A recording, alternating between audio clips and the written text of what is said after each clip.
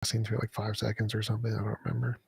But Kirk, thanks for coming on. Appreciate you taking the time to have a conversation with me again. Would you mind telling us a little bit about yourself before we get started? Sure, Tom. Thanks for having me here or having me back. I enjoyed our first couple of episodes there a while back, and looking forward to this one. About myself, I guess, I'm a philosopher as well as a scientist, as well as a theologian, I guess. And so I'm especially interested in questions pertaining to the interaction of those three areas in life or three areas of thought. And did a master's in philosophy, specializing in the problem of evil.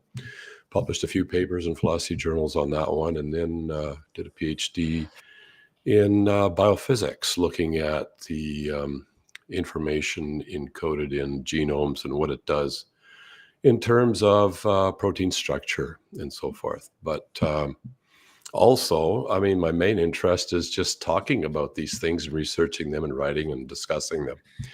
And I've done a lot of that over the years. So, yeah, I don't know. I like outdoors, canoeing, remote wilderness stuff. Married, 6 kids, all married. I like indoors. Outdoors is too cold. Yeah, this time of year it is a little cold. So we were going to talk about God of the Gaps arguments, and I think your article was about how the accusation of God of the Gaps arguments by atheists is not appropriate or something along those lines, or how they're not Well, God of the Gaps arguments. I've kind of been thinking about this a lot in the last week or so, and I've actually, for the listeners, they can refer to the article. It's simply on kirkdurston.com. I'm just coming off a cold here, and they can look at that argument if they want. But I don't want to accuse the atheists or the skeptics of being unreasonable here. I've personally felt my original article, is a little loose, needed to be tightened up. But in reality, I think it's an honest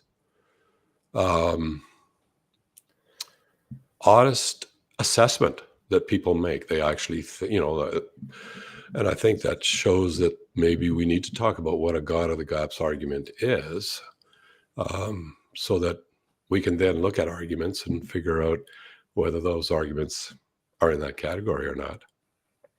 Could you give an overview or example for the audience who hasn't read your article of one of the times you think the God of the Gaps criticism is commonly used by atheists but shouldn't apply?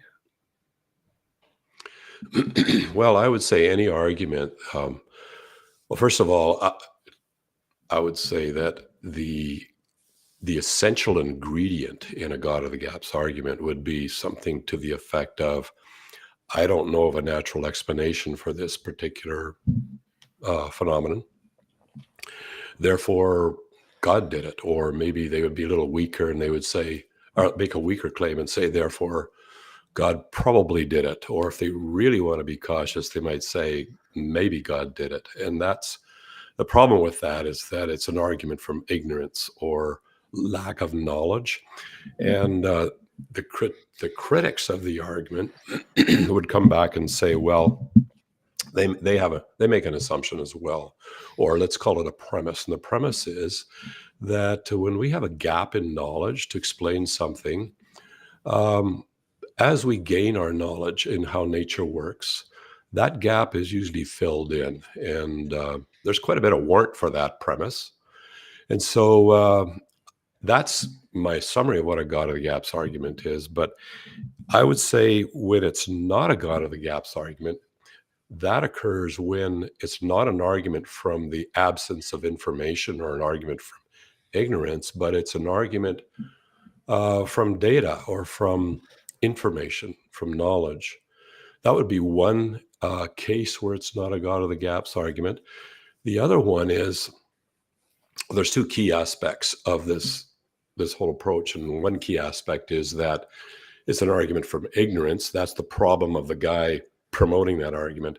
But the problem of the person who wants to respond to the argument is this assumption that there's a natural explanation. And normally, I think there's pretty good warrant for that premise. Maybe not all the time, but there is certainly For example, in pre-Socratic times, lightning hits a tree, scares the living daylights out of some guy walking down the road. And he says, I have no idea what did that, but it was the gods, so they would attribute that to the gods. But obviously, we thoroughly understand, I think, at least in physics, we did a section of our course on how lightning works and electric fields and so forth are involved with it. And we can even reproduce it in the lab. So there's a case where that assumption that if we don't know what did it, therefore the gods did it or God did it, has been falsified. And it's been falsified a lot, at least if you compare what the ancient Greeks used to believe.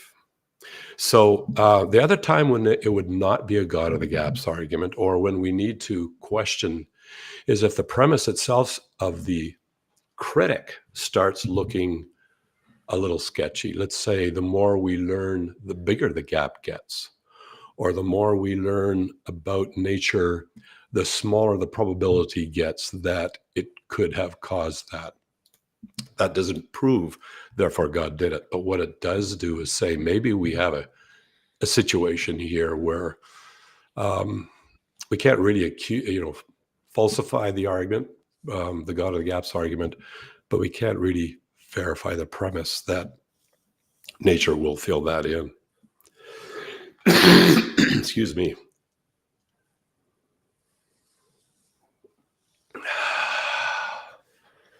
So that second one definitely seems very suspicious to me, because it seems like the bigger the gap is, it's still a God of the gaps argument. I don't think the size of the gap would be relevant in any way to make the assumption that God did it more relevant. Even if you would say lower the probability of a known natural explanation causing a particular event, that wouldn't increase the probability that a supernatural or God-based explanation would be the cause of the thing. And so that one would still also seem to be like a God of the gaps. So I definitely don't think the second case would invalidate it from being a God of the gaps. Yeah, I can see your point there. And I think that if the person is still saying, we don't know what did this, therefore God did it, it still qualifies as a God of the gaps argument. But where the problem is more in the criticism, that the assumption that as we learn more about nature, that gap will be filled in, when in reality, as we learn more about nature, the gap gets bigger and bigger in some cases. And then you see, the God of the gaps argument is not it doesn't, it's always possible that God did do it. Let's say if God did exist and does intervene in this world, there would be events that might not be explainable by physics, and therefore it's possible that God did it. It's just so weak in the face of the warranted assumption that nature will fill that gap in knowledge in. That's the problem with the God of the gaps. So I think, let's say, I would agree with you that as the gap gets wider, as science advances, and the creative stories get more preposterous all the time, that it doesn't change the fact that it's a God of the gaps argument.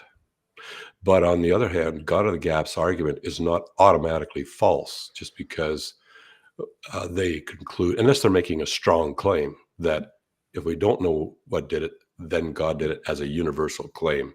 That's always the case, when obviously that has been falsified centuries ago, thoroughly falsified. So the strong claim is definitely a fallacious argument.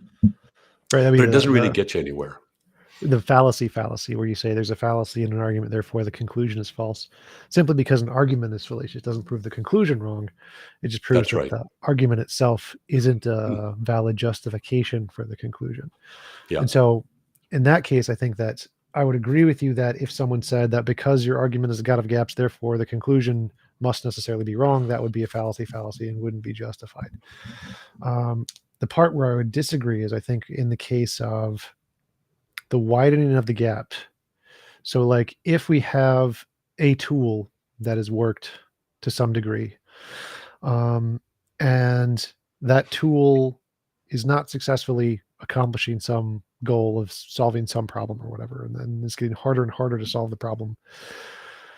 If there's no other tool that has ever succeeded, then you couldn't say, because this tool is getting less and less accurate or whatever, therefore any of these other tools which have never worked have a higher likelihood of being true, because that would not be the case. It would be like saying you have 10 broken axles or whatever, or say you have 9 broken axles and you don't know if the 10th is broken or not. Showing that the first 9 are broken doesn't increase the probability that the 9th is not broken. It could still also be, or the 10th is also broken, still also be broken. And so even if we know our current compass, our current tool is broken or is not working, that does not increase the probability of any of the other tools not being broken. And so even if the gap is widening and this tool may not be the right tool for the job, that wouldn't indicate another tool like supernatural or God by extension. Yeah, I mean, I think I agree with you there, Tom. If I understood you correctly, I don't see a problem with that on the face of it. I think the time when when it's definitely not a God of the gaps argument, or is when it's logically impossible for nature to fill that gap. Then, where logical impossibility is means that it really is absolutely impossible. Even if we knew nothing about physics, we know a priori that it's logically impossible. Then it would not be a God of the gaps argument. Although even then, I would not frame the argument as we don't know what did it, therefore God did it. What I would think be more accurate is one of my arguments I supply in my article is, and this may be the only case where we could say it's logically impossible for nature to do it, would be the origin of nature, where I define nature as the entirety of material reality, space-time, matter, and energy. And that would include multiverses if there are such things, the complete entirety of material reality. So the origin of material reality or nature must be either natural or not natural. But it's logically impossible for the origin of nature to be natural. It violates the law of non-contradiction. Therefore, there must be a non-material reality that caused the origin of nature, or non-natural reality that caused the origin of nature. That would not be a God of the gaps argument, as I've been accused of, as sometimes people will say it is. Rather, it's an argument based on what we know with absolute certainty. And when I say absolute certainty, there's not a whole lot that we could actually claim to know with absolute certainty. And just off the top of my head, I think the only thing, and this is from my training in philosophy, that we can know with absolute certainty are things that are logically necessary or logically impossible. Where we know a priori it's not going to happen in any possible world because it violates the fundamental axioms of logic. That may be the only argument I can think of that people do label as a God of the gaps argument, but actually isn't, because it's not logically possible for nature to fill that gap. I don't even talk about a gap there. It's what's called in logic a disjunctive syllogism, where you have a true dichotomy, A or B. It's not A, so we only have two possibilities, and A is logically impossible. It has to be B, regardless of what its implications might be. So my one concern with that is that any God of the gaps argument that you phrase can be rephrased as an argument from impossibility, and in which case they're simply taking the fundamental God of the gaps argument and caking it over with some kind of layer to make it hidden that it's a God of the gaps argument. So I could say, we don't know what caused the lightning on the tree, therefore Zeus did it. Or I can say it's logically impossible for anything except Zeus to cause the lightning, therefore Zeus did it. Now, the way I phrase the argument, it's not structured in such a way that it's a God of the gaps, but it's still a God of the gaps. It's still just taking the God of the gaps and reframing it, covering it up with some semantics to make it seem like it's not a God of the gaps. I would say we would have to take a look at that argument. I would rephrase the argument as a disjunctive syllogism. So, because they would say, what are the things one has to do if they're going to say it's logically impossible? They have to back that up, and it has to be backed up with logic, because once we're talking about logical impossibilities or logical necessities, we can't just say, this is logically impossible or that's logically necessary. It has to boil. We have to show from the axioms of logic themselves. And maybe I should clarify what I mean by an axiom. An axiom is a fundamental truth from which we reason. It's impossible to derive such a thing or to prove such a thing is true without using the axiom in your proof. My logic prof pointed that out a long time ago. The principle of logical inference, we cannot prove that those are true without using the principles of logical inference in our proof. So if some guy says it's logically impossible for anything but Zeus to have produced that, I would just sit back and say, explain that. I'm really interested. Like Socrates often asked, tell me more about this, because I don't see any way it's logically impossible for something else to produce it other than Zeus. Oh, sure. I If I would totally agree. So my Sorry. only contention was is that you can take a God of the gaps argument and reframe it in such a way that it appears to not be a God of the gaps argument. And so even though something may not follow the strict orientation of a God of the gaps, I don't know, therefore X or whatever, it can still be fundamentally a God of the gaps. So that was my only point there. And so in the case of your argument about nature can't be its own origin, one, I'd probably nitpick about the cyclic cycle. So it's technically logically possible if time reverses like that in some case. But granting that nature can't be the origin of itself, kind of a thing, we can just say it doesn't have an origin. And so in the same way that the Zeus must have, saying it's logically necessary that Zeus must have caused the lightning bolt, we can say that the same kind of flaw exists in the argument you presented, because it assumes nature has an origin. Well, okay, and that is a whole nother line of discussion, which, my point is that this isn't, when in this article here, I refer to that argument, but I say, if you want to go into the details, go over there. All I want to figure out is this a God of the gaps argument or not? And in general, one cannot just, I guess it's a very important. My supervisor pounded this into my head, and philosophy will treat you very harshly if you violate this ethical principle, is that whenever I see someone's argument, I have to accurately frame it.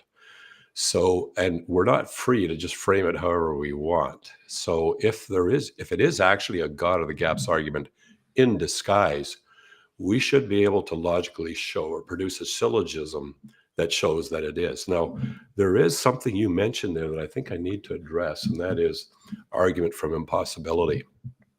Okay. It really depends on what a person means by impossibility. Do they just mean it's extremely improbable? Because that is not logical impossibility. If it's extremely improbable, there's still a probability it could occur. And then, but an argument from improbability is, those occur a lot, and they're described as abductive arguments. That is, an argument to the best explanation. And I know you're familiar with this, Tom, but just in case some of the listeners aren't familiar with terms like abductive argument, probability really does count when it comes to, well, what's the best explanation? And another area where probability counts in logical arguments is inductive arguments. In fact, which is likely. It's not the best argument, but for example, William Rowe, an atheist William Rowe, said, no good we know of justifies God in permitting certain evils. And if we don't know of a good, then we can then make an inductive move to assert that there is no good that justifies God in permitting these certain evils. And since a real God would never allow gratuitous evil, therefore the real God doesn't exist. That is an example of an inductive argument because it makes an inductive move. And he states that himself. He makes that inductive move. And then everybody argues about whether the inductive move was justified or not justified. And they often actually haul Bayes' theorem and talk about probabilities in these discussions. But anybody who's going to say it's impossible or it's improbable, they have to defend that. And they can be grilled on that. They could be questioned on that. So it's not necessarily a God of the gaps argument.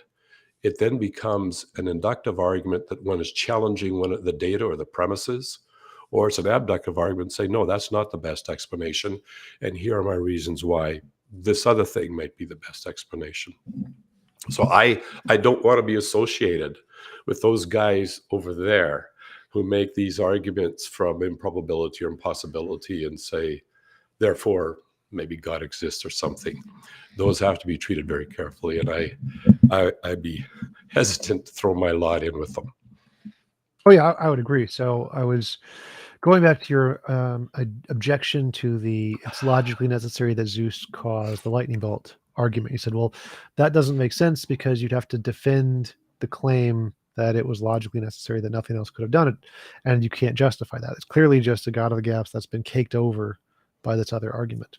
And I was making a parallel between that and the argument you made, where that you claim that nature had a beginning. It seems like a unjustified assumption that is baked into that argument, in the same sense that the assumption that only Zeus logically necessary that Zeus caused the lightning bolt kind of a thing, where it's an unjustified assumption that has been placed in there in order to construct a non-God of the gaps argument. But the foundation of that one assumption is the part that seems to be the entire crux of the argument. It's like, this argument only works if that assumption is defended, and if that assumption can't be defended, well, then the whole argument is just a God of the gaps based off of this one kernel that hasn't been addressed. Well, okay, I would disagree that. Well, let's take a look at that alternate argument. It would have to be framed as such. Either the cause of that lightning bolt was something natural, or Zeus did it. So it's a true, it's being framed as a dichotomy right off the bat. I think it's a false dichotomy. Like, why Zeus? Where did you get that from? And then the second premise could say it's logically impossible. Let's say nature. Let's say it was either natural or Zeus did it. It's logically impossible for nature to do it. Again, there'd be a serious problem with that one as well. How in the world? What law of logic is violated by if nature wants to produce lightning bolts? There none that I'm aware of. So they would not be able to defend premise one. It's a false dichotomy. They would not be able to defend premise two, because they can't even show that it's logically impossible for nature to produce the lightning bolt. And this is why I say there may be only, I could be wrong here, but there may be only one argument, and that has to do with the origin of nature itself, where it works. Oh, you disappeared for a moment. Yeah, I think that was my fault. 1 second. Let me refresh and try that again.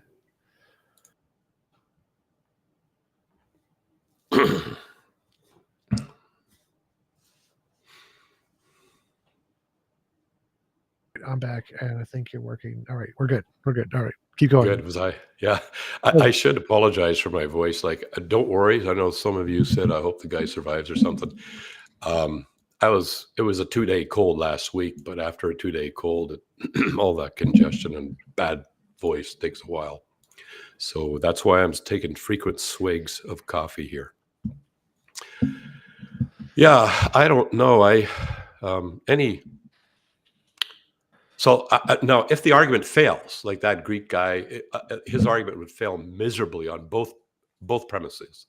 Then he might have to fall back to a God of the gaps argument, and then we could nail him on, well, actually, I know how lightning works, and it's entirely nature. So he's in trouble. But there were two different arguments there. That's what I'm trying to say. One was not a God of the gaps. It was a disjunctive syllogism, but a bad one. And then that didn't work. So then he has to fall back. So I wouldn't say it's caked over, Although you could argue that maybe he doesn't want it. He knows about God of the gaps arguments, doesn't do it. Then he comes up with this disjunctive syllogism, which itself is not a wrong move. It's a valid move. Philosophers are always trying to figure out how to come up with this argument here, because that one over there is obviously not going to work. But it's not caked over. It's an alternate approach, and the alternate approach fails miserably. Then he falls back to the God of the gaps argument. That obviously has been falsified, and he's toast. So how would that be different than the case of saying the assumption that nature must have an origin?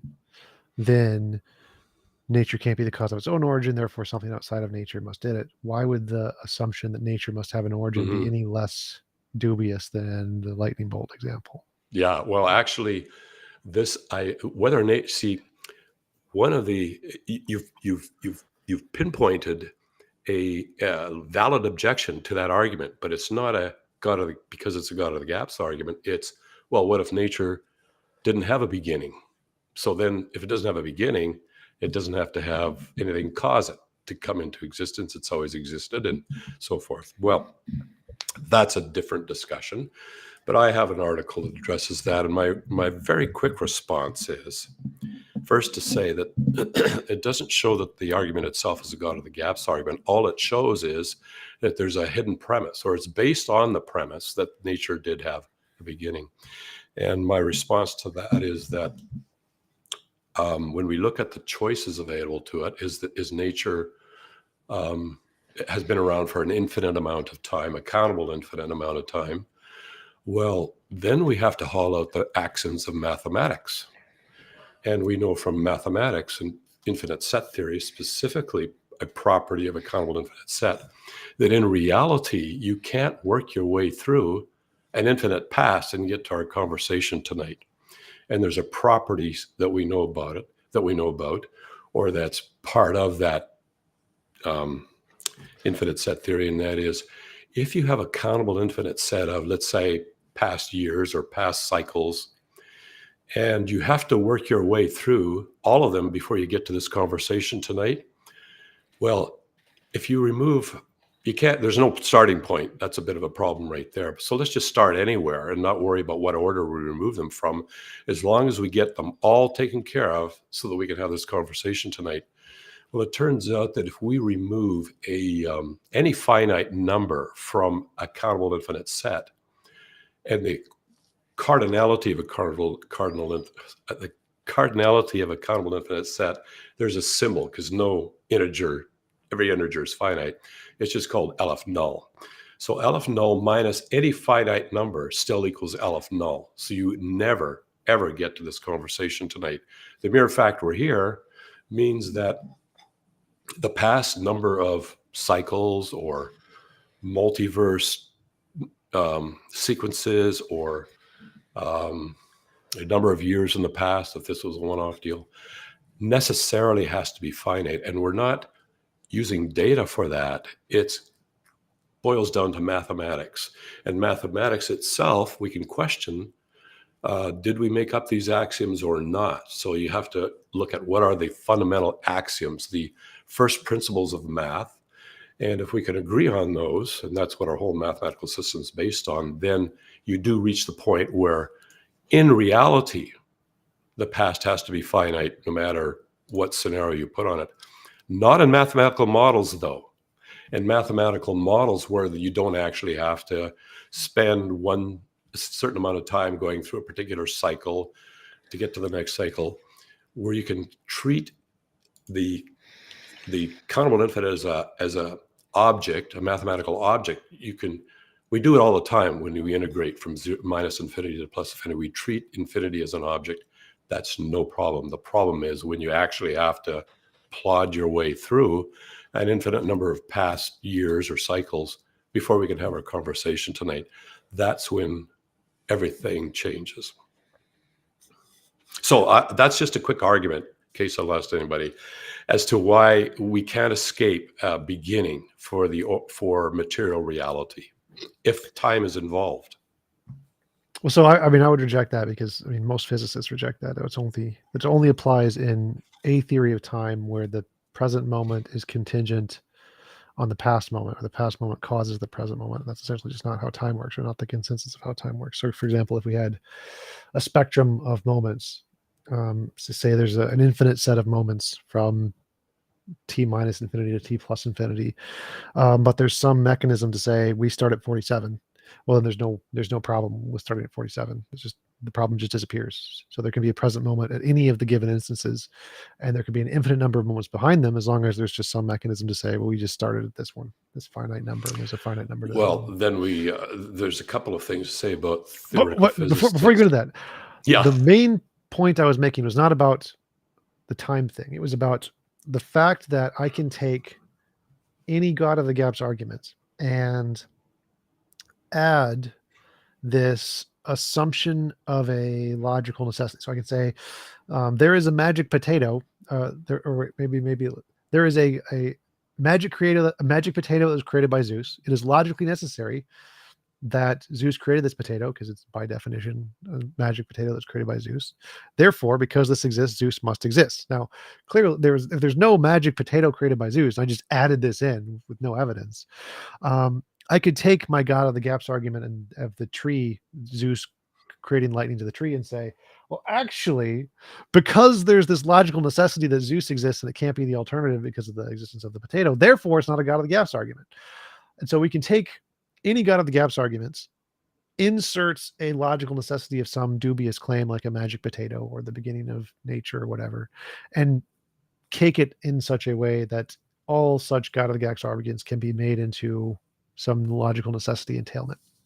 And so it's more that simply phrasing the argument in that way doesn't stop it from being a God of the gaps, because any argument can do so.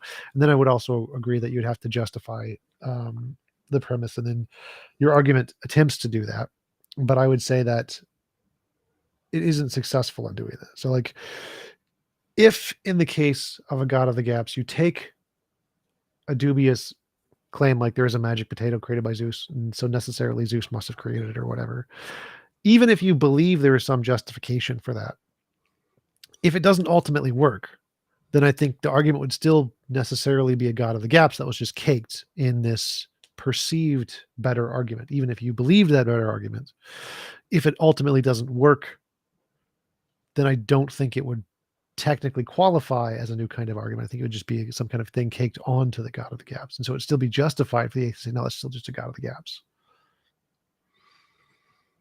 Okay, well, correct me if I'm misunderstanding at any point, but I think we might agree that if the ancient Greek guy just makes up this thing, asserts that it's logically necessary, such and such, that I think we would agree that that would fail if he can't show how that follows from certain basic axioms of logic. It's just an assertion. And the rigor is probably no tighter rigor known to humanity than logic or maybe mathematics. They're two very close related things, and we're not free just to say it's logically necessary that this magic potato here is created by Zeus. That he'd have a lot of work on his hands to show how that follows from certain logical axioms. But your second point, let's see, you're more, I'm trying to remember what you went from there to, you don't think the argument works. So then what we have to do, if we don't think the argument works, let's take that origin of nature one.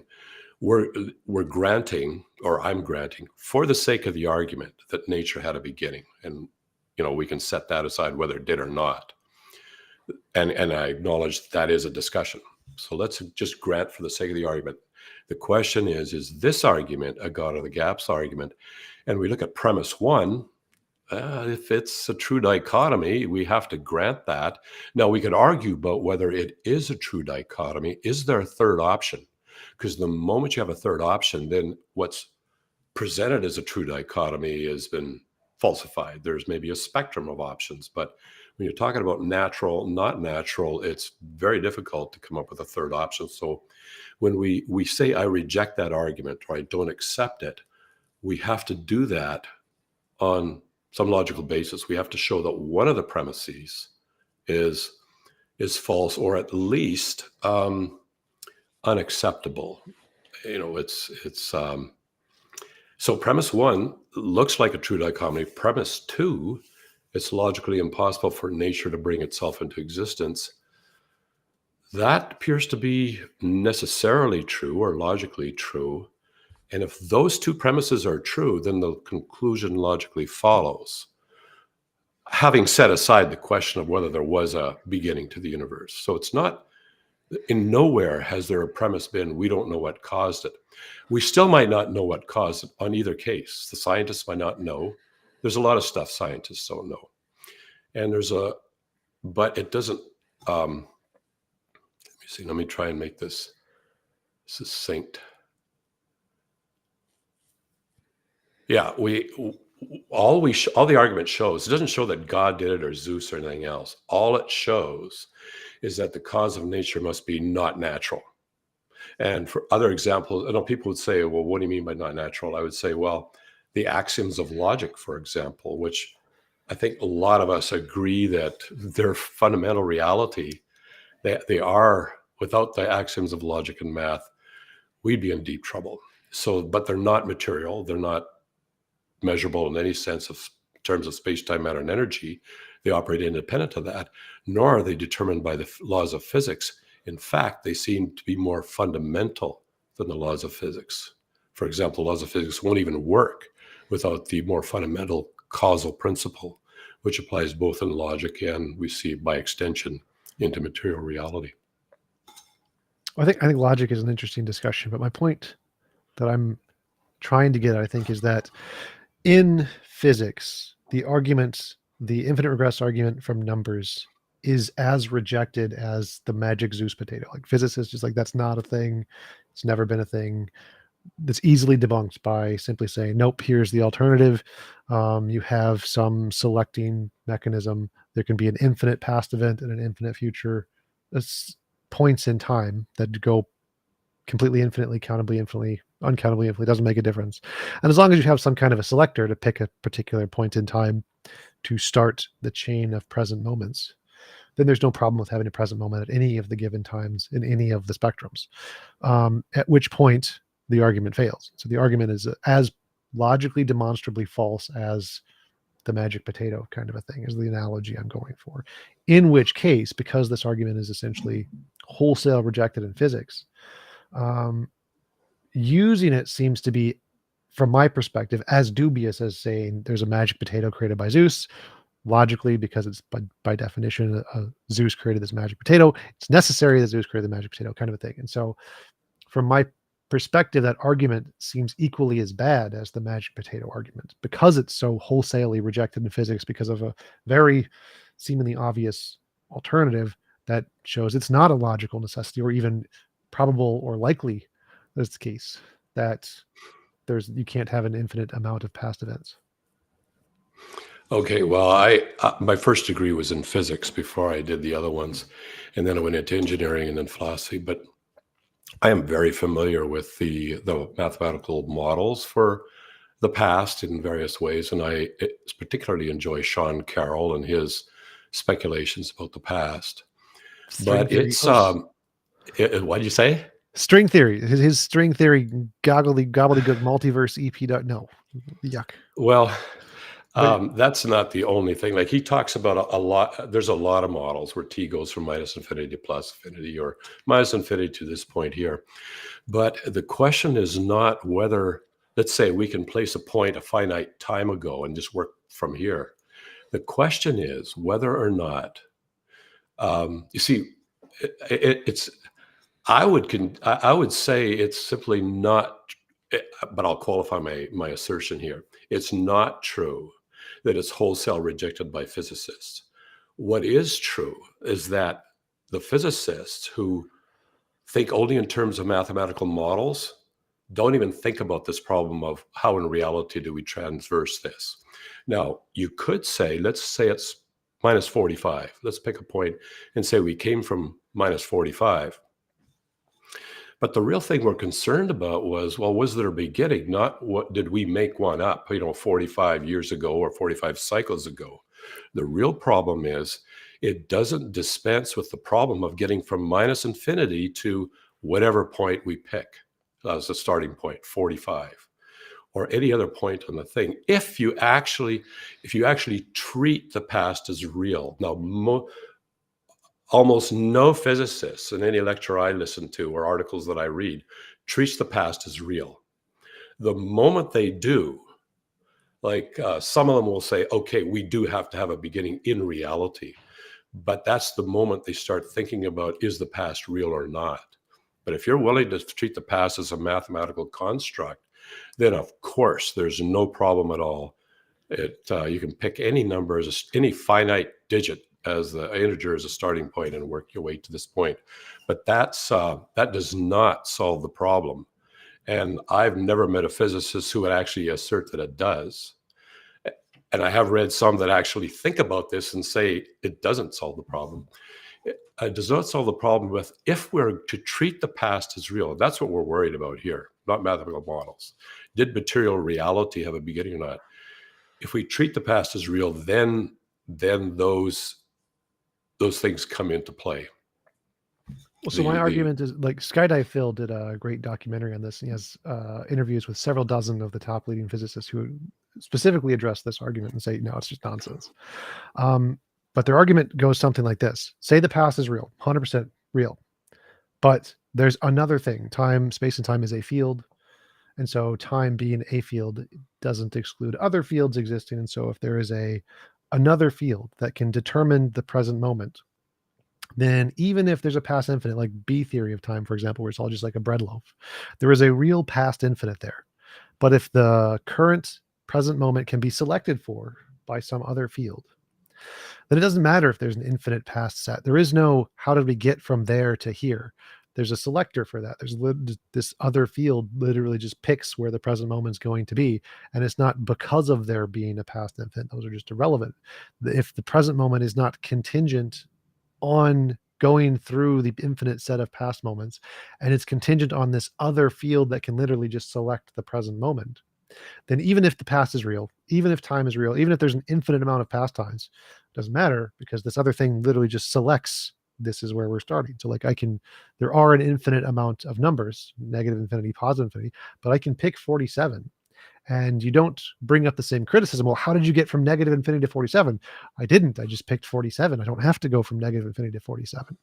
And so if there's this other field that can select for the present moment, then it solves the problem in the same way me being able to pick a number eliminates the problem of trying to count from negative infinity to 47. I didn't count from negative infinity to 47. I just picked 47.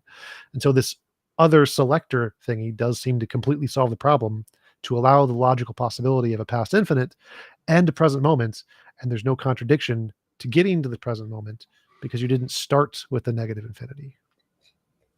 Well, I could see two problems with that. Number one is what is doing the selection? Like, we're just arbitrarily invoking something, but it can't have a mind because we want to avoid that. We want some sort of a material thing. Okay. So you can't be picking 47. It has to be something immaterial, material, of some part of material reality that does the picking or the choosing. Although I hate to use those words because we're implying a mind here, which I'm amiable to, but we're trying to avoid that problem. The second, that's why I mentioned it was a field. It's another field, like a quantum field of some kind. So the choosing part's an analogy, but it's really just another mechanism, like a field that selects the present moment. I guess the second problem is that when the selection is done, that point that was selected, was that point itself contingent on any previous points? Was it contingent, or did the curve start there? That's a problem, because if the other field has to select a point in this field over here, and it's a real field, and contingency is important, then that's an issue, because then, we don't have to worry about a beginning. We say it started at 47 because this entity over there picked that. But what we have to then concern ourselves with, well, how did 47 get there? How was it real? Was it contingent on anything else? If it's not contingent, then it's existed in a timeless state. And I don't go with the I know that treating time as a substance that elapses is handy for us here in this world because it allows us to meet at the same time for our discussion. But I don't actually go with that. I choose to rather that time is measured in terms of events, and there's nothing between events. But the problem is that even the events, there seems to be an arrow of time. That is, the events there seems to be some sort of contingency, and that's what our whole system of science is based on. That this here, whatever the event, the lightning strike was contingent on the buildup of an electric field between the cloud and the ground. And that was contingent on there being clouds and there being grounds and planets, and it just goes all the way back. But there's a contingency problem there. But I think that's still fine if we measure time in terms of particles. But I think I've digressed. I still see two problems with that. And that is what I find, like when I attend a lecture by a physicist propounding his new theory, or I read a paper, I'm saying, but where did point number 47 come from, and what is it that's doing the selecting? And sometimes I attended a lecture at the University of Guelph by he works at RIM, not RIM, the Pi Institute, Perimeter Institute. Name escapes me at the moment. He had the brain theory. There's membranes. It's kind of like an offshoot of string theory. And I'm listening to this and I'm saying, okay, but if we're going to treat these as real, these oscillations as real, there still needs to be beginning. And thankfully, at the very end of his lecture, he says, no, what are the problems? And he is one of the few physicists, he says, came out, yeah, if you're going to treat these things as real, to actually explain this real world, then there has to be, the big question is, well, what caused this whole vibrating M theory type membranes to come into existence? So there's always the problem of transferring a mathematical model and theoretical physics to reality. And I never thought of that myself. I was having a conversation with a cosmologist at the University of British Columbia before I'd actually realized that. And he says the problem with every single mathematical model is that when you try and map them to reality, there's always at least one critical point where it does not map. And Sean Carroll says the same thing. He says, we have lots of mathematical models. Not one of them works in reality because there's at least one critical point here that won't map to reality. Well, sure. I grant that. For sure, I'm aware of that. But I think the mathematical models are more constrained than our imagination. And so if we're not constraining our models with the rigor of a mathematical model, then we can imagine it maps to reality when it doesn't in significantly more profound ways than mathematical models. So when I talk about the quantum field, I would agree it's a timeless field, because time is a field. This thing is not time. So it is a timeless field that exists outside of time. And it selected the 47. The 47, all of the points in time have always existed or exist. And this thing simply selected 47 due to its nature, quantum decay, fluctuations, whatever. And this thing is timeless. So I'm happy to grant that. There's a timeless thing, which is non-conscious, and it's due to its quantum nature. It selects through whatever features of randomness operate in its nature, 47. And so now we have an alternative hypothesis to nature has no beginning, even if we grant there is an infinite time, an infinite past set of events. There's no logical contradiction with that, and there being a natural thing like a quantum field outside of space-time that can, through its nature, select 47. And that seems to solve the problem of this argument, which seems to say it's logically necessary that there must be a not an infinite past series of events or something along those lines, in the same way that God is asserted to do so. So God is something asserted to be outside of space-time. Therefore, there isn't a infinite past regression because he started it at some point or whatever. And likewise, you can say there is this thing outside of space-time which selects a particular moment in time to continue the present moment. And so either way, and obviously I could simply just say the same thing, this thing created time at a finite beginning as well.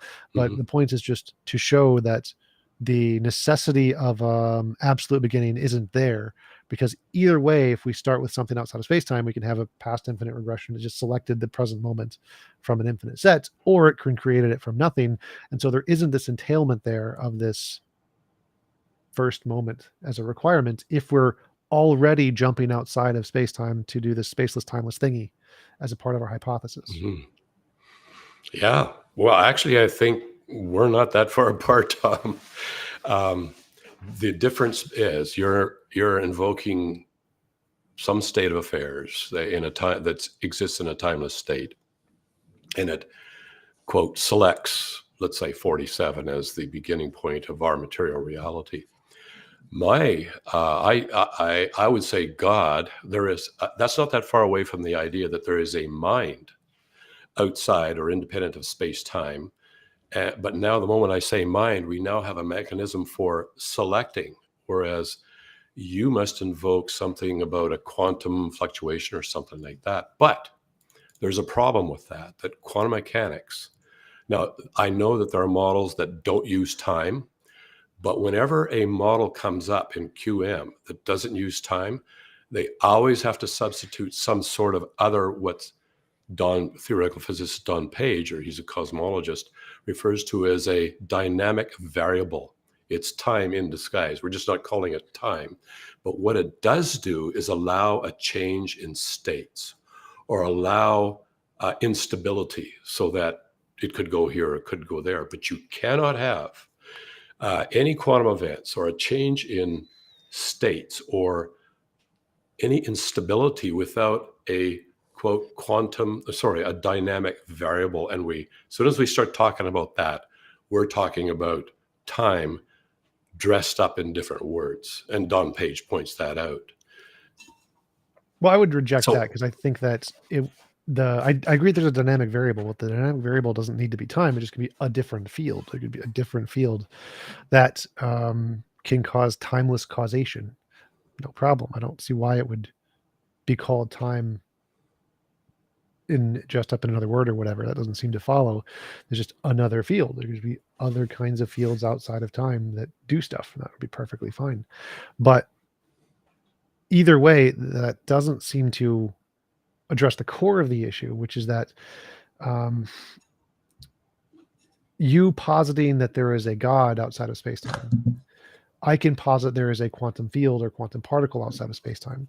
And you said that there is a mechanism of consciousness or choice of some kind that can cause something. But that seems like there's no evidence of that whatsoever. There's no evidence of any timeless minds or consciousnesses that can do things outside of space-time. That seems like completely baseless as far as I can tell. Whereas saying quantum fields can do things outside of space-time, there's lots of evidence of that. There's a plethora comparatively of novel predictions that we can make in scientific labs that show, time as a variable there can be changes outside of time. Essentially, that's been demonstrably proven in several papers that we pretty much accept. Yeah, there can be changes outside of time, before time, after time, all kinds of stuff. I believe that's the consensus in physics right now from several discoveries that were made in the past year. But there's no such discovery in physics that consciousness can do anything even remotely similar to this. And so while I agree that the criterion that you want is that there needs to be a mechanism to cause this supposed change outside of space-time, that's a valid criterion. Of the two contenders, consciousness versus quantum particles, it seems like there is no basis to conclude consciousness is even a possibility any more than a pineapple or a potato or something being a potential thing that could exist outside of space-time and cause things. Whereas quantum fields and quantum particles seem to have an abundance of reasons to think, this can possibly do stuff outside of space-time based on the physics. And so given your own criteria, if we need some kind of a mechanism, it seems infinitely more probable that these quantum particles would be the culprit or the mechanism to cause such a timeless state to go, or to create a timed state, rather than a consciousness doing so, because as far as we know, we have no evidence of consciousness outside of physical brains. And so it would be equivalent to saying a pineapple or potato caused the event. Well, this is kind of tangential to what you just said, but and it might lead off to rabbit trails. We don't have to go there, but we are aware that there are conscious entities in the universe. I presume you and I would agree that we are among those. And the question is, when we're looking to explain things, we often look at what we know exists. And a lot of times we know material reality exists, so we come up with some sort of a material explanation for this. For, say, the origin of the universe, for example, that you're proposing there. But what I find interesting is that there always seems to be so we actually export our awareness of material reality to something, let's call it outside. That's a bad choice of a word, but logically prior to, let's say, our universe. We export that and use that as an explanation. So we've moved the notch back when positing there's a quantum reality out there, and a quantum reality is still going to need its own dynamic variable, so to speak. But why don't we do the same with minds? Like, we have a mind, there is consciousness. Why don't we do the same? That's more of a philosophical, rhetorical question here. Not. Could you give an example of what you would mean? What would doing the same look like in that example? Okay, so you use the word select in your model, but we know minds can select, like intelligent brains or minds. They can select from a host of probabilities and options and so forth with intention of producing some effect. So we know they can do that. Why is it so difficult for us to extrapolate that there is an ultimate mind? Now, that, I don't know how much weight that carries, actually. I mean, it's more of a rhetorical thing, maybe a philosophical thing to think about, but there is something that I think proves as about as hard as we can prove anything, that there is a non-material reality. I'm not talking about God at this point. I'm just talking about a non-material reality, and that is the existence of the axioms of logic and mathematics. Now, I'm not talking about, in math, we can make up other axioms and come up with all sorts of weird math. I'm not talking about those. I'm talking about the generally agreed upon foundational axioms of mathematics and of logic, like the law of non-contradiction, the principle of logical inference in logic, that sort of thing. So these axioms, they seem to, on the face of it, exist only in minds, but yet the universe wouldn't even work without them. Like, the laws of physics presuppose that there is a causal principle behind the whole system, such that these laws, whatever they are, and Sabina Hassenfelder had a nice little video on what are these laws, and I know my physics prof first year said, we have no idea what they are. We just describe their effects in material reality in the form of math. But those laws of physics presuppose the causal principle. Logic presupposes, well, the fundamental principle of logic is the causal principle as well. So if we are to sometimes I think some things are right in front of our faces, but we're so used to them. We see them every day and we use them so much, we don't actually realize what we're dealing with here. And that's what I mean when I'm talking about the axioms. They're non-material reality that are foundational for material reality. And the moment we have identified something as being real but non-material, then this argument that there is a non-material cause for material reality suddenly gains a lot of traction. It's not just baseless anymore. Like you suggest that this is just totally baseless without any warrant. I say there's an enormous warrant. Our whole system of science is based on the axioms of logic and of mathematics, but we almost never worry about where these axioms come from. Well, so I would agree that if we discovered non-physical objects, then obviously using those as a potential conclusion to explain things would be perfectly justified, right? Like, if we discovered unicorns, then yeah, you could, or leprechauns, we could then use leprechauns as a potential explanation for how the gold got there or whatever.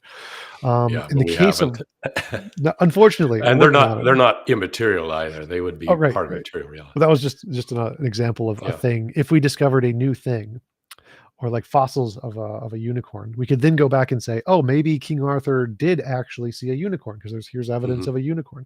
And so once we discover a new kind of a thing, we can use that thing as an explanation of data more justifiably than if we prior to discovering the existence of the thing. So I would agree. In the case of math and logic, it seems like the more plausible explanation is that there is no laws of logic. They don't exist.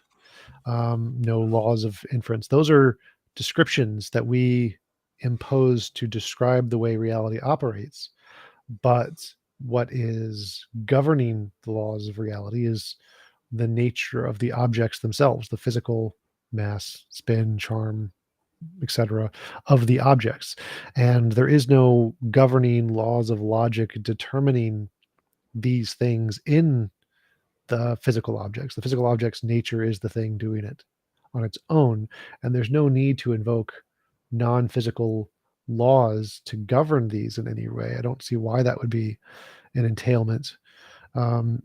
We can just say that laws like English are things we made up, and so we can make up systems to describe the stuff that we see just fine. But that doesn't entail that the systems we've made up exist prior to or govern the description, the things we are describing. So like we can describe the stuff is falling or whatever. Does that mean that English is pre-existent to gravity? Well, no, clearly not. Like we made up the words to describe gravity. Gravity worked just fine prior to English, and so the same thing could apply to all logic. Logic is simply a descriptor, and that descriptor could apply to the way things are and other ways that are not. So like other logically possible universes. But that doesn't mean logic must exist, pre-exist to any of these universes any more than English must pre-exist, because I can describe possible world A and possible world B.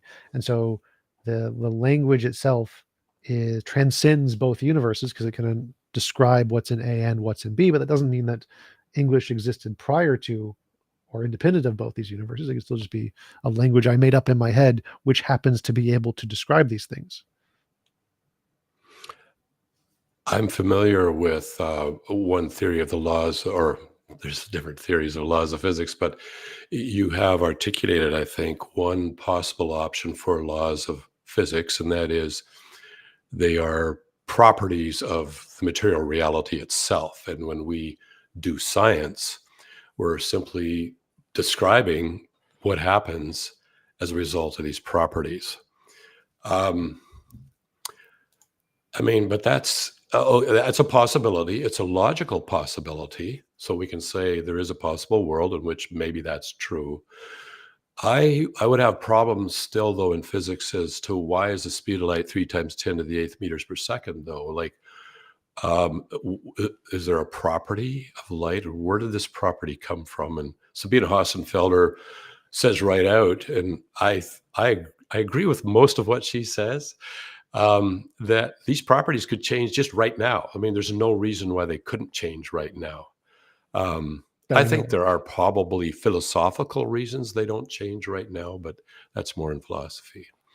I would disagree there, because I would think that, like the fine structure constant, I really like the fine structure constant. I think that the reason that the speed of light is what it is and why it is proportional in some respect to the other laws, I think is determined by some underlying physical relationship between the nature of the object. So I don't think it's that they could just change. I don't think they could change. I think they are determined to have a predetermined relationship such that they have this relative to this other law, this other physical relationship.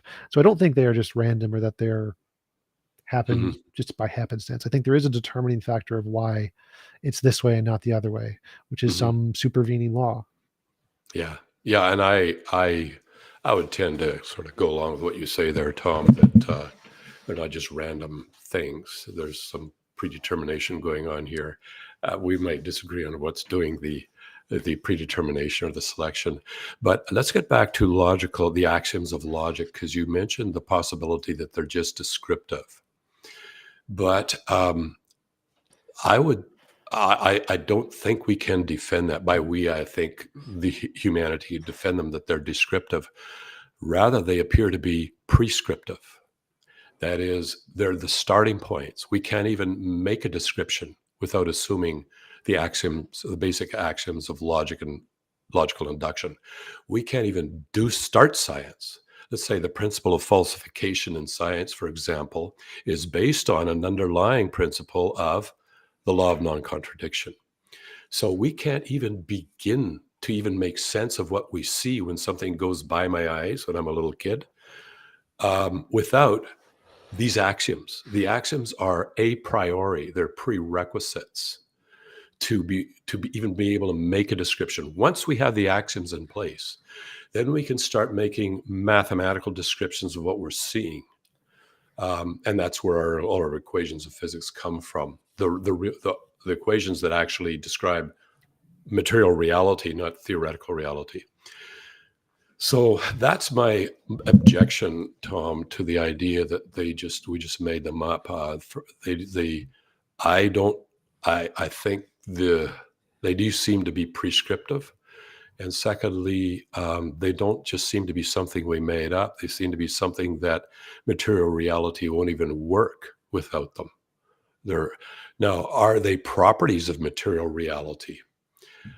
I don't see how science is possibly going to figure that one out without, they seem to be completely independent of anything physical. That is, magnetic fields, gravitational fields, electric fields, doesn't touch the axioms of logic and mathematics. Even mass, speed of light.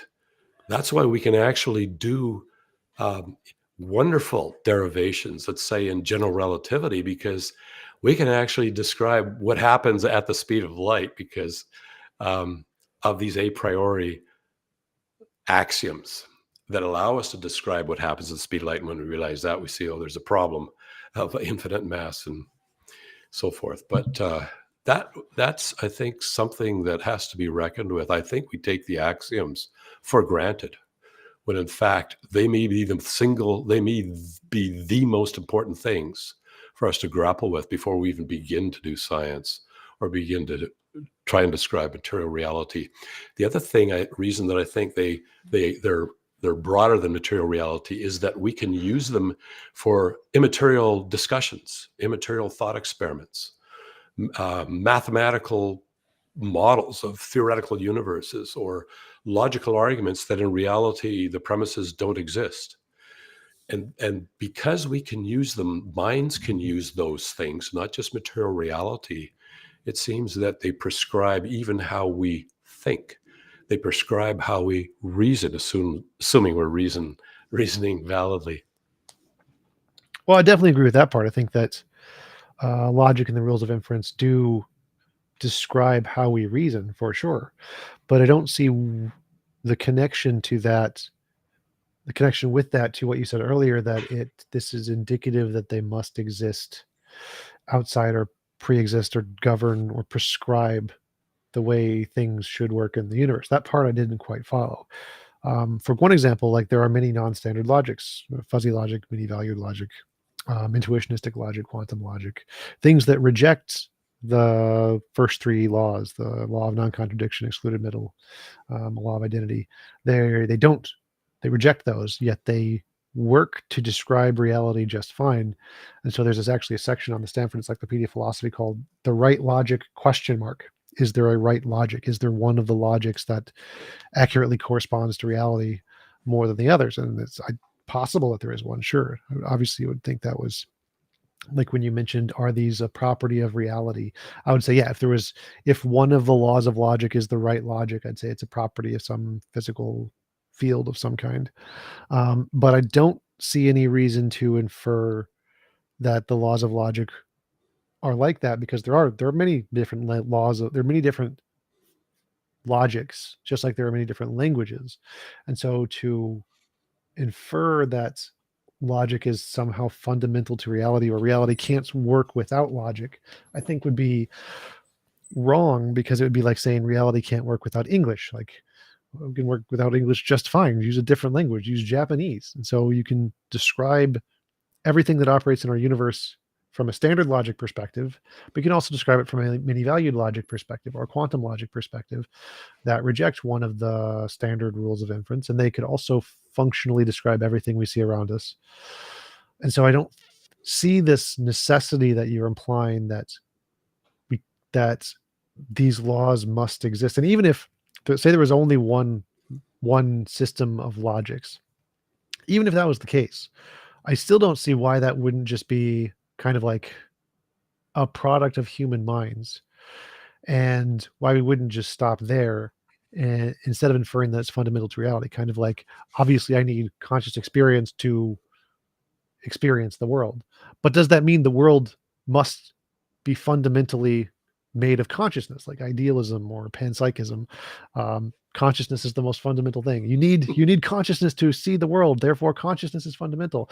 Well, that seems wrong. The fact that we need this tool in order to interact with the world, or in the case of logic, to describe the world, doesn't mean that this tool is fundamental to the world. It just means it's fundamental to our conceptual models. So I would agree, logic is fundamental to our conceptual models. No logic, no models, 100%.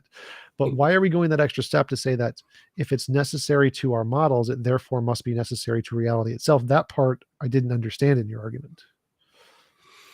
Well, Tom, I find one of my biggest problems in life is taking the explosion that goes on constantly in my head and trying to organize that in a way that I can actually describe. And we've run into this problem here. I would say that English is obviously not an axiom, nor is the English letters, because there's lots of people who don't know a single English letter and are able to describe in their own languages or their own ways. So we can actually, the problem of axioms is actually a very interesting one. You can eliminate a ton. Here's one of the signs that you're dealing with a true axiom.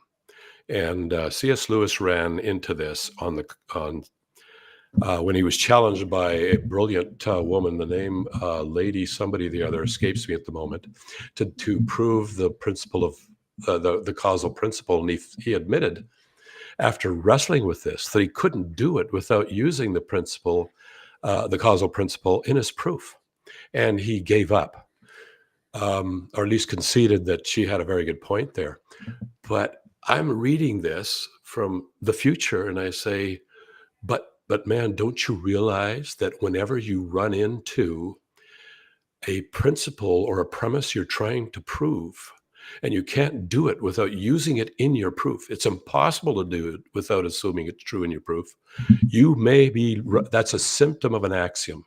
It's a fundamental premise that cannot be derived, but everything is derived from that. So, and the other thing we have to be careful is when we're talking about the word logic, because logic is used in a lot of different ways in computer science, in engineering, electronics, and then in rational thought. So what are the basic principles of logic? And one of them, they're actually quite simple, but one of them would be the principle of non-contradiction. And that seems to be, we don't just make that up. And reality, why couldn't it? Why does it have to abide by the law of non-contradiction, or the law of non-contradiction? So I don't know. I've probably done a terrible job of defending the existence of logical axioms and mathematical axioms, but hopefully I can at least stimulate people to take them more seriously and to think about them. And this isn't a pursuit that I am anywhere close to being able to, I guess, describe. I do want to write an article on the axioms, because I think there's just not enough said about these. Not the ones we make up, but the fundamental ones that have to be in place before we can make up anything, before we can even make sense of what our eyeballs are seeing. Well, so that was the one. So as I mentioned earlier, the fundamental three axioms of standard logic are law of non-contradiction, law of excluded middle, and law of identity. And each of those is rejected by one of the non-standard logics. So many-valued logic rejects the law of excluded middle. Paraconsistent logic rejects the law of non-contradiction. And I forget which one is I think it's fuzzy logic rejects the identity one. And so I would say those are not entailed in the way that we think. There are other ways, other languages, other ways people's brains could work that could accurately describe reality without the law of non-contradiction, like paraconsistent logic. You can have if paraconsistent logic, and if a brain worked in such a way, it would be able to accurately describe reality in the same sense that standard logic brains could do so. And so that would be analogous to the language thing, where you can have people who speak in English and people who speak in Japanese, and they can both describe reality just fine. And so the fact that there are non-standard logics, and quite a number of them, seem to indicate that logic is equally as much a language as English. But even if they didn't exist, there weren't these hard examples of non-standard logics that rejected each of those different axioms, and some of them reject multiples of them. That still seems to be a stretch to go that because we think in this way, therefore this is fundamental to reality. That part seems to be a stretch, because it seems to be that's what your argument is that everything we describe or everything that we think about has this property, therefore this property is fundamental. And that seems to be a dubious claim to me, because like everything I see is via consciousness. Does that imply consciousness is fundamental? Well, no. Why would it? Why would the fact that I see it through this medium imply fundamentality? I don't think any such thing does that. And so I don't think you can get to some fundamental principles of reality simply by virtue of the fact that they are required for us to think about things or something along those lines. That seems to be as in error as to say that because it takes consciousness to experience the world, therefore consciousness is fundamental to the world. I don't see why it would follow that because consciousness is required to observe the world, that therefore consciousness is an axiom. Because the axioms lead to other things like, say, cameras, binoculars, consciousness, those sorts of things. They could be a secondary product of the axioms or of material reality or whatever. So the question is consciousness, is there any reason to believe that consciousness is a fundamental truth? Is it an axiom? And there might, I'm not saying it isn't. There might be, if we trace it back to outside of space-time, to this timeless reality that you and I have both talked about, but you don't believe it's conscious. I would say it is. So it might be an axiom without which nothing could be selected, not even 47. Maybe, or no laws of physics can be designed, possibly, but I haven't produced any argument for that. I'm just suggesting that maybe, I'm not denying consciousness, but when these other competing logics are discussed, in every case, they cannot possibly lay out an argument for their competing logic without using the fundamental principles of logical inference. Otherwise, we would just say, oh, this is bogus, this doesn't follow. Now, you can very well make up, and this is certainly done in mathematics, and it's possible in logic to make up new logical axioms, but we have to admit, I made that up. I'm the first cause of that principle, so to speak. And if we grant the truth of that principle, then we'll have, the law of non-contradiction doesn't always work. I already used the principle of logical inference in that argument.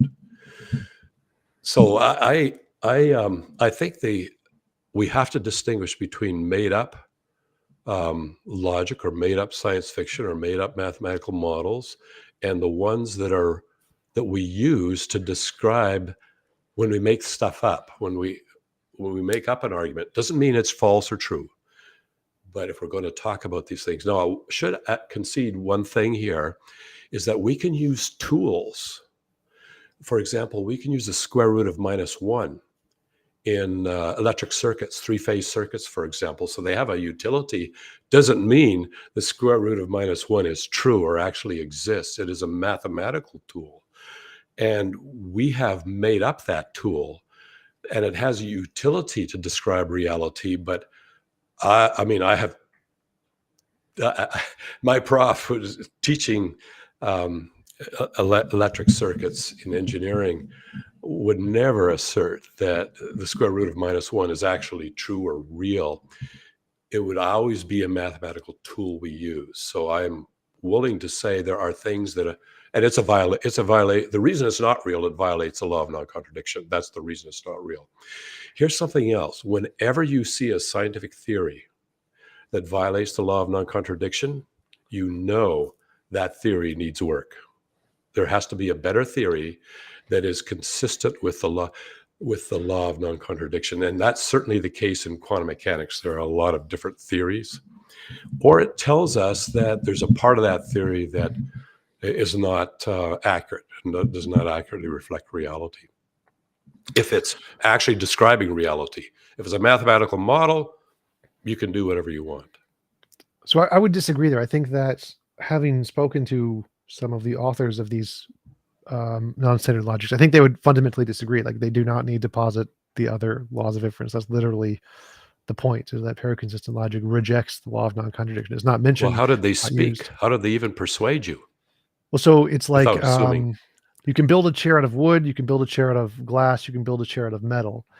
In the same way, you can build sentences out of paraconsistent logic, and you can build sentences out of standard logic. And so the speaking that they're doing, from your perspective, seems like it's based on standard logic, but they can build the same sentences based off of paraconsistent logic. So each of these logics builds the same conclusions, essentially, but uses a different method to do so. And so the alternative logics are simply showing that you don't need standard logics to build the causal relationships in the world. You can have paraconsistent logics and quantum logics where things don't always go to black and white, true or false, and they can be both true and false at the same time in multiple ways, but still derives into something that we can perceive as the world around us. And so each of these, the point of these logics is that they reject the various different laws of inference and shows that we can get the exact same world we see around us, while one of those laws of inference is demonstrably false, or doesn't exist, or there's an alternative one that replaces that one. And I think that's the whole point of the non-standard logics. Now, I agree, our minds work in a standard logic way as far as we can tell. But so I would ask if you could talk to the professors who specialize in this, because they would be able to explain it further. And if that was the case, if these non-standard logics could exist and describe reality without reference to, say, the law of non-contradiction, like that's the goal of paraconsistent logic. Paraconsistent logic is, I think, the one that does that. Then would that be a defeater for your arguments that logic must be necessary, or the standard logic must be necessary?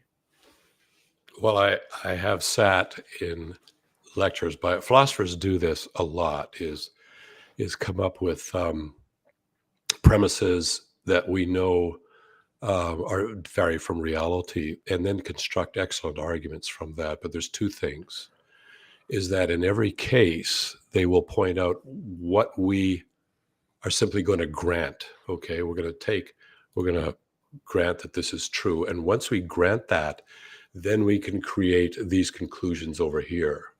But they're always clear about that. And secondly, in their foundational argument that whatever we're going to, let's say for paraconsistent logic, in their foundational argument, they can't even start speaking without assuming the causal principle, in that what they're saying is actually going to mean something to you, and that the conclusion they're going to arrive at,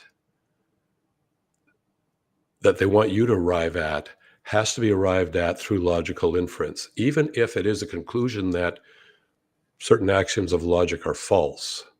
That still has to be arrived at using the basic principles of logical inference. So I but think they're fun things to do. Well, so it wasn't that the logic, the point of these is to show you can start with a different language, a different system of axioms, and still get everything in the world in causation and reality. So it's not logic in the laws of logic. They're starting with a different axiom. This axiom is just not there. Law of non-contradiction is there. We can grant contradictions. True contradictions exist. And then they have another axiom which includes that statement. And with these three axioms, you can get everything we see around us, all of the understanding, all of the words, all the language. So they could be speaking when they say words. They're using paraconsistent logic when they do it. They're not using standard logic. There isn't a law of non-contradiction anywhere in anything they're saying. But they can still have meaning because of the other axioms and how they relate.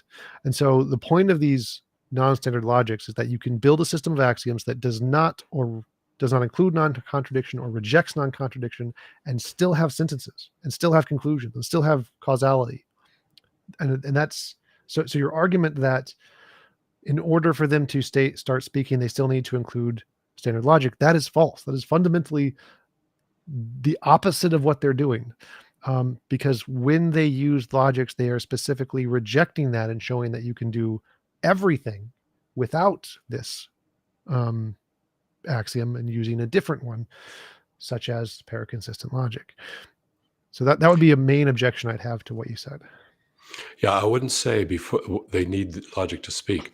The moment they try to persuade someone rationally by, let's posit some other axioms like the law of non-contradiction is false or something like that, it is possible, and we both in math and in logic, to posit new axioms and then attempt to describe everything that we see in the real world.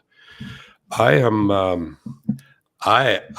don't see in them using that a lot when it comes to actually having real discussions on things, but probably the reason is that let's go to Occam's razor. So let's posit the ones we just assume, the law of non-contradiction, those axioms, and we just naturally use those in rational thought and deduction and so forth. And we come up with an explanation for the world. Now let's posit some new axioms that maybe end up that aren't based on those, that actually flat out are different from those or contradict those, and come up with a description of the world. Now, which is the simplest explanation that satisfies what we're seeing happening in this world and satisfies rational thought?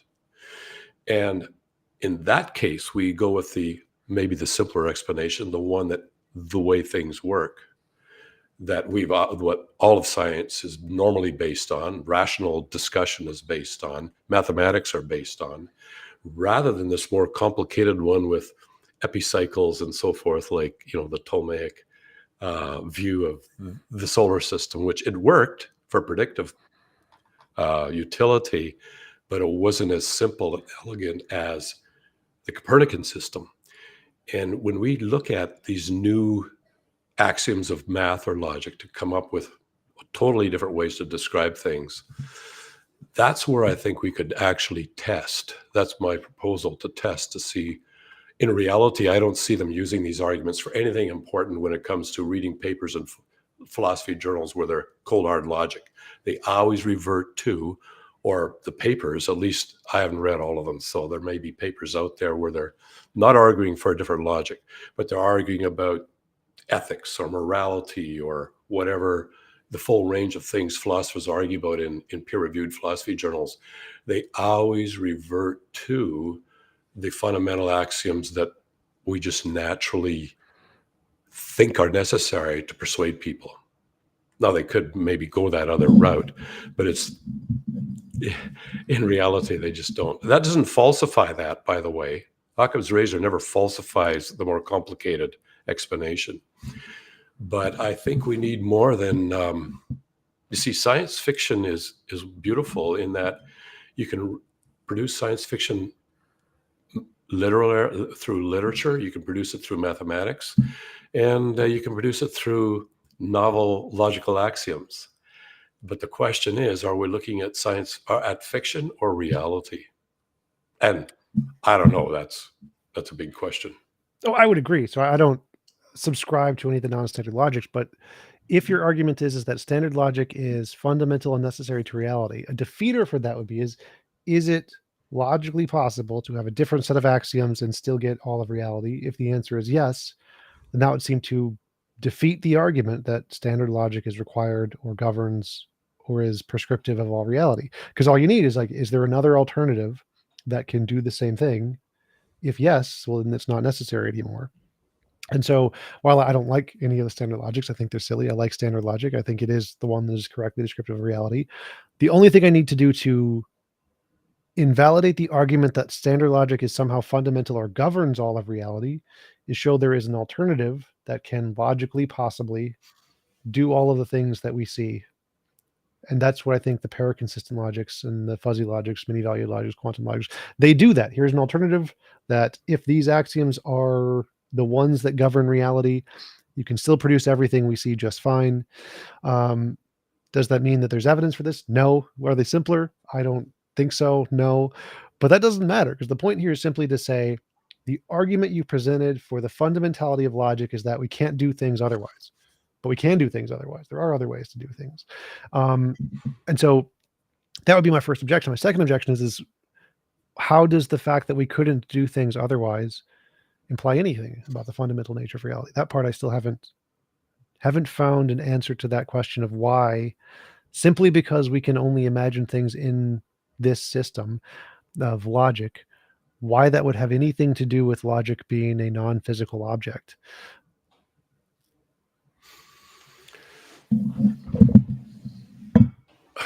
I think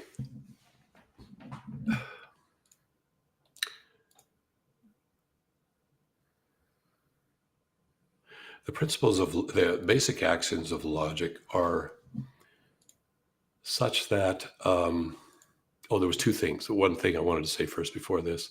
I just watched a video by Sabina Hassenfelder a few days ago, and she was talking about the law of non-contradiction, the Pauli exclusion principle.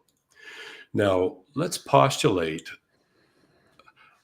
what would happen if the law of non-contradiction is not necessary to describe reality. Then what would happen? Why is it? Like, how? You see, the Pauli exclusion principle is just a description we make of something that really actually happens. That is a state of affairs such that if that did not occur, there would be a massive annihilation of atoms and molecules. So it's not just something we make up. It's something that the subatomic particles themselves seem to be constrained by. So we can come up with an argument to describe reality where the law of non-contradiction is not true. And for some aspects, maybe that'll work. But I don't see how it's going to work with say, an example of replacing the Pauli exclusion principle. That's her point, that there is a fundamental law of non-contradiction that governs the universe, and we just didn't make it up. We observe that it's necessary, otherwise you got total annihilation of matter here because of what happens if they do occupy the same point at the same time.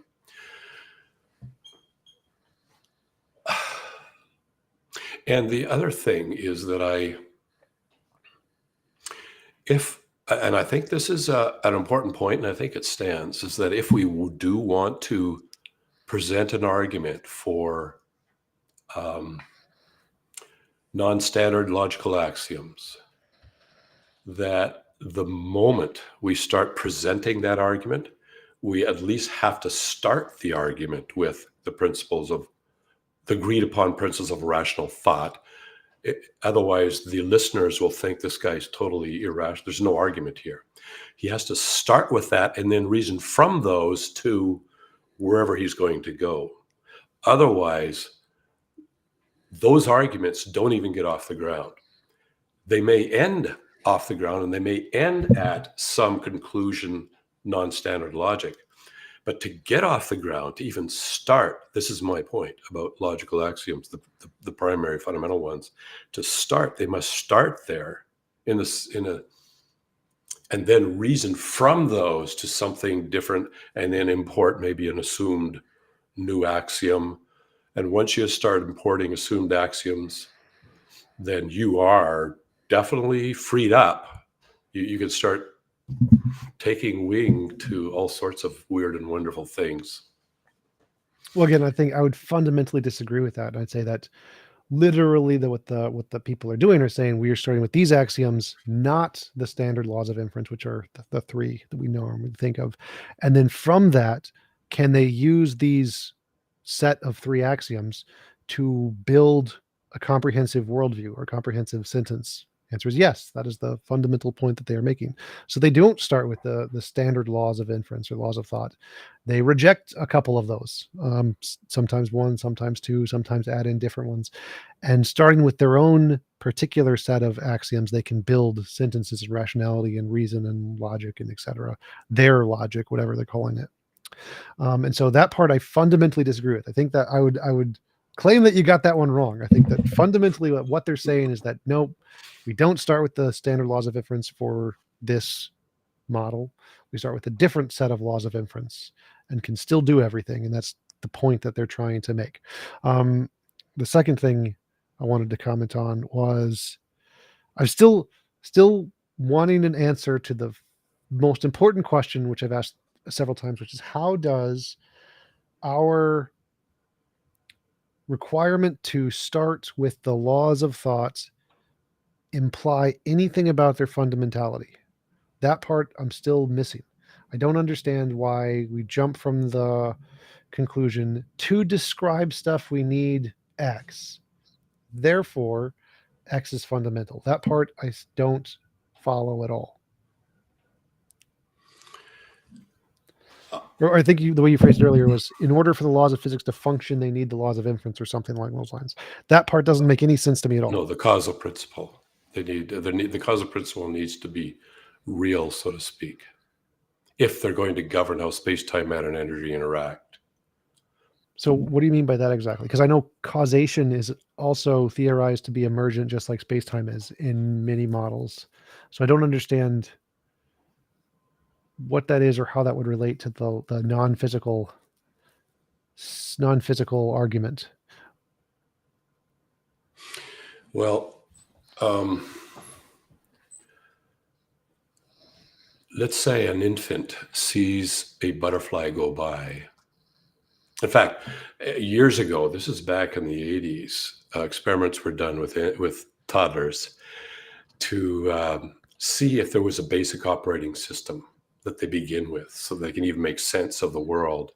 And they found that that these axioms were right there from the get-go, so that when you put a ball in a basket, they actually assumed that there should be a ball in the basket. That's the causal principle there. Now, if you showed an empty basket and put one ball in, but didn't let them see you put the ball in, you just showed them the empty basket and put one ball in, and then you showed them the basket and there were like 23 balls in there, automatically you could see that they had issues with this. There were problems, even if they couldn't even speak. And what that showed is that the principle of non-contradiction was already embedded from square one, from day one, before they could even make sense. Or let's say a philosopher stands up and says, let's begin with totally different axioms of logic, and then lays them out. The moment he talks to the class and says, let's begin with totally different axioms of logic, then reason from there, which you could do if you're going to start from scratch, lay out the things. But you cannot do that without assuming the causal principle is active in the people that are listening to you make that statement, that it's going to mean something to them. And what you said or what you wrote on the board or showed on the screen is actually that is going to cause something to occur in their brain such that you can then move them to the next step. You can move them to the next inference using whatever axioms you've laid out. And the other thing that they're assuming is that when you assume that it means something, let's say the law of non-contradiction is not true, you can actually, then you begin to question, what does anything mean then? Because he just said this, but why isn't the opposite true? And there is an assumption that if we're going to say this is true, that it actually means something to us. In other words, that something that, say, contradicts that is false, or isn't consistent with it is false, if you're going to hold a coherence theory of truth. That's what I mean with even beginning to lay out your new axioms of logic. And that's what I mean when I say before a toddler can even begin to make sense of this world, there has to be a basic operating system where the causal principle is embedded such that what they see with their eyes or hear with their ears is actually, they assume it's real. That was produced by something there, and they look to see what it was, or they try to grab it as if that thing they're trying to grab has produced an effect in their mind that has convinced them that there's actually a thing there to grab. That's the causal principle again. I don't even know where I was going with this, actually. I was trying to answer that question about being real. So does this prove they're real? And that's an interesting question. Does it prove that they're real? And I think we could say, well, let's assume that they're not. Let's go with an argument to the best explanation in that case. Okay, I'm just making this argument up here, Tom, as I'm thinking. Let's go with an argument to the best explanation. What is the best explanation for how useful these axioms are in the universe and in the material world, and even in logical inference or rational thought, how useful they are? We can say they're not real, but that then whips the rug out from under our feet to be confident that we're actually having a rational discussion here. Wait, I lost you on that part. So the first part I followed was, so we're trying to, what's the best explanation for why these principles are so useful? Now, so useful and inescapable, actually, at least to start our analysis of the world. Again, I would reject that for the same reasons as prior. Is to just comment on what you said before. It's not that they're starting, like the law of causation or whatever can be a result of the other axioms rather than the standard axioms. You can still have causation, they still grant causation, but it's not a result of the standard logic. It's a result of the non-standard logic. And so they can still believe you have causation, but it's a result of these other logics. And so they can grant all of the things you said, and that they believe that what they're saying means something to you, and that it's going to guide your logic in their brain. But that's a result of their non-standard logic. And your objection that if non-contradiction was false, then I can doubt anything you're saying because it could be both true or false or whatever. That part is for only like diletheistic logic. Paraconsistent logics don't have all contradictions are true and false at the same time, or anything can be a contradiction that is both true and false at the same time. It's only under certain circumstances, in which case there's no contradiction with me believing that what I'm saying will guide your knowledge, or that what I'm saying means something to you, while also believing that there are some things that can be true contradictions in the universe. So again, fundamentally disagree with your argument for that you require the laws of inference in order to create an alternative system of logic. But the second thing of how does this imply that it's fundamental is you were saying that we're trying to argue what is the best explanation for why it's so useful. And the first thing that comes to mind is that for something to be useful, it doesn't need to be real or in reality or constrained by reality. So I can say, like, the imaginary numbers, as you mentioned earlier, don't exist. There is no imaginary number that we can like find under a rock. It doesn't exist, but it's very useful. Does that mean that imaginary numbers exist? Well, no, it just means that we can create artificial models that are more predictive or useful than real models. And that seems perfectly fine. So like I could potentially create a model to predict where lightning will strike. That would be 100% accurate, predict every single lightning bolt. And it could be simpler than the actual physics required to create lightning. Does that mean that my imaginary model is more fundamental than the physics? No, it just means that I created a model that is more efficient at describing this particular event than what is actually taking place in reality. And it seems like an entailment of your argument is that must necessarily be impossible. It must be impossible to create a conceptual model that is more efficient at describing reality than reality itself. Because if that was possible, then there would be no contradiction with this saying that we came up with these things called the laws of logic. They're more efficient at describing reality than reality actually is. What would be the problem with that? Okay, I think we need to distinguish between useful and fundamental, because we can come up with lots of useful things like imaginary numbers, the square root of -1 in three-phase electric circuits, but that's not necessarily fundamental if we design this useful tool to be able to do that. What I mean by fundamental is something very different. It's the starting point. It's where the toddler, it's like we can't even, we don't, why is it that we assume that what I'm seeing is actually there? No, I'm setting aside hallucinations and drug-induced whatever, but I'm in normal everyday life, why don't I step out in front of a bus? Now, from toddlerhood on, we start with some basic things. That's what I mean by fundamental, is that they're the very basic, very first starting points. They're not something we put together like a tool to explain something. They are the Just to starting clarify, point. when I'm talking about fundamental, I mean fundamental to all of reality, like physics and stuff. Like you mentioned that.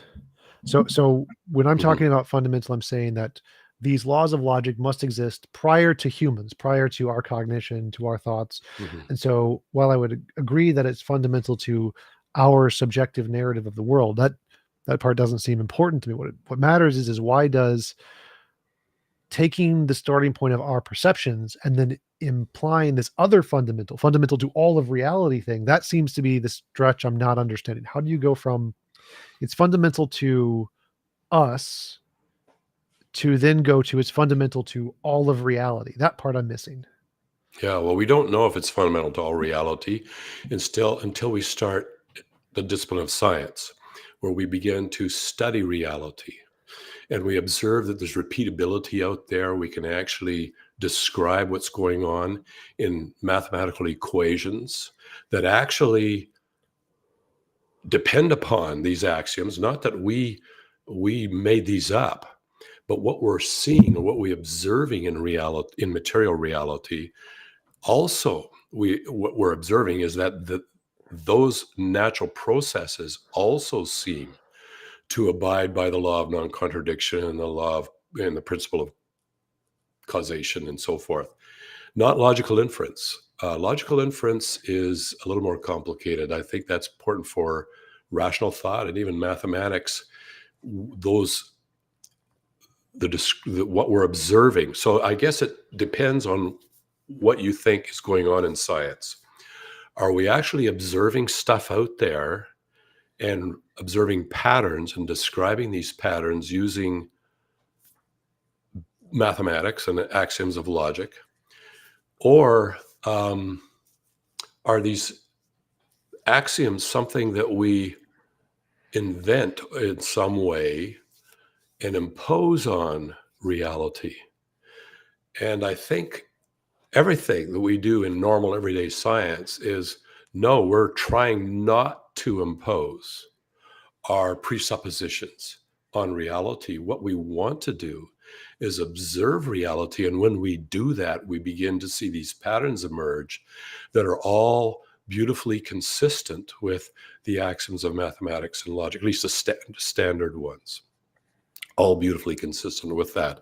And when we see that, then we have to ask the question, well, what is going on here? Why do the axioms seem to be true both in our own rational deductions or rational argumentation, rational thought, and material reality seems to be constrained by these as well? Now, granted, we can invoke the square root of -1 to help explain material reality, but no one seriously thinks that the square root of -1 is actually out there somewhere. It's a tool, but it's a tool we invented. That's very useful because of some of the properties of imaginary numbers. So that's why I would say we don't assume they're fundamental to reality. We discover that they are by our observations and by repeatability and how we can describe them in terms of mathematical equations, which we probably couldn't do if they didn't abide by certain axioms of logic in mathematics themselves, or they're not constrained by that. Well, I think this goes back to my question. is it possible for us to create a conceptual model that is more efficient than the way things actually are? And so, if we can create a mathematical model or whatever that describes things better or more efficiently than reality, the laws of logic could be such an example. So, laws of logic are describe reality more efficiently than reality actually is. But therefore, they don't exist in reality. They're not a thing in reality. They're just this model that we've invented that happens to be more efficient at describing reality than what is actually there. Is that a possibility? Well, two possible answers there. One is the interesting one, and the one is the normal one.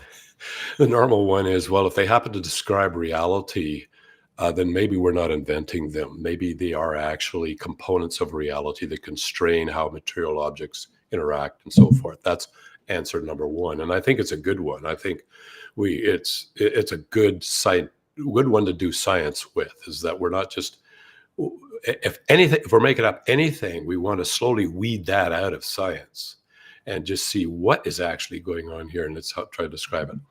The interesting response, though, and this might be a little out there, is that I don't think logic is the only aspect of reality that describes everything.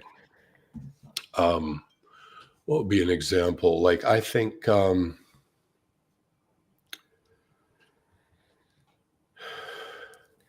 well, I found out years ago when I began to give lectures at various university campuses that if I just use cold hard logic, maybe 25% of the audience liked that. But then there were the 75% that I used to think were irrational, that they would just make stuff up and say, what about this and that? But then I found, I apologize for that assumption back then. Then I found that actually there's other ways of describing things, let's say beauty.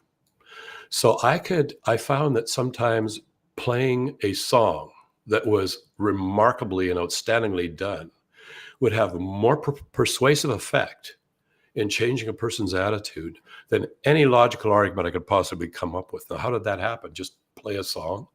Or to show a painting, which is why I actually cheat a little bit on my website, which, by the way, is kirkdurston.com, in case anybody wants to check it out. Every article I write, I like to find a painting that is consistent with what I'm talking about, but not in an obvious way, so that it actually gives a person a second perspective, but the perspective isn't logical. It's appealing to some sort of sense of beauty or justice, or I don't use music, but I wish I could. So all this to say, Tom, that I don't think logic is the axioms of logic are the only thing that run the universe. There's other things as well, at least when it comes to persuading. And that has, principles of beauty or music or maybe sense of justice, which is difficult to describe mathematically or through any kind of law of nature. But that's Yeah, out I there. would just disagree. I would say that I think that logic doesn't govern anything. Logic describes. I would think that you mentioned the two options. I think is the second option, that logic is something that we impose on reality. It doesn't impose anything on us or anything on reality. And my argument for this is that logic can describe things that don't exist. Cats are dogs, dogs are chickens, therefore cats are chickens. Is that true? No, it is not. And so the fact that logic has a plethora of opportunities or things it can describe which both correspond to reality and do not correspond to reality seems to imply that this is a language, a construct that we can do to build a bunch of different options, infinitely many options, and only a small subset of those options correspond to reality, which seems to imply that logic isn't something that governs reality. Logic is a system that we created that has a large enough spectrum of usefulness to describe anything we could possibly want, both in reality and outside of reality.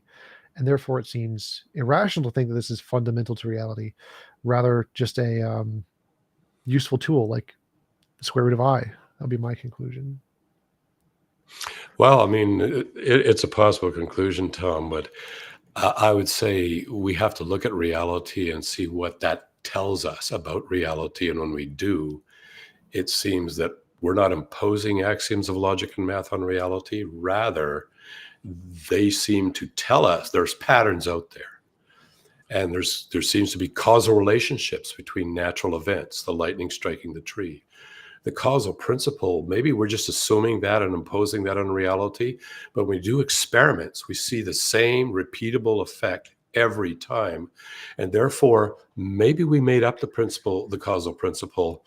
But I think the more rational position to take is that the causal principle is actually active in how natural processes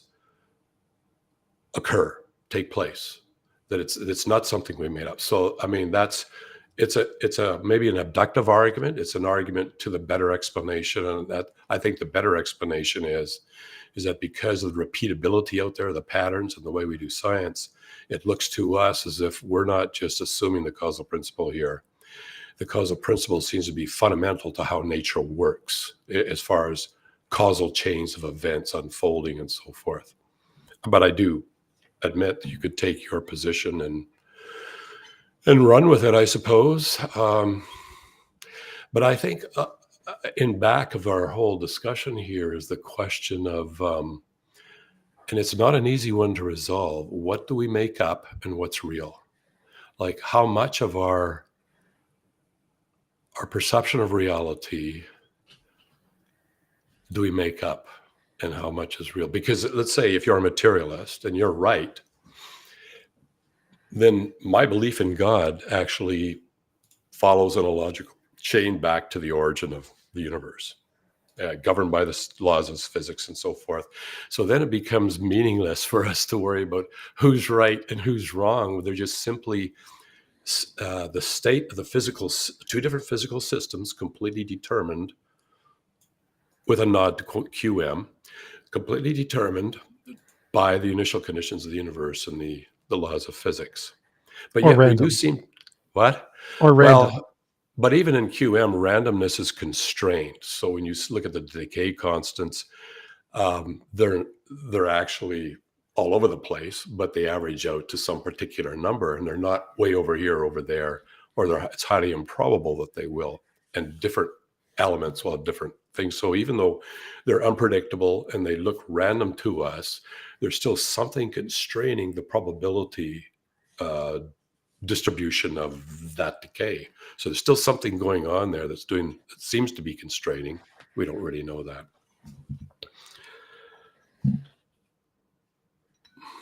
Yeah. So I would tend to agree there. That I don't think everything is 100% random in every way. I think there's definitely some constraints there, but yeah. We have been going for about 2 hours. It was great having you on. Do you want to have any final statements or do another shout out for any books you're writing, your website, etc.? Just for my website, kirkdurston.com. And when I publish an article, if you got any comments, in fact, yeah, I like critical comments. I mean, thoughtful ones. Troll comments are funny a lot of times, and they give me a bit of a laugh, but they're not really that helpful, except to brighten my day a little bit. That's all I'd like to just point to. But it's been a pleasure, Tom.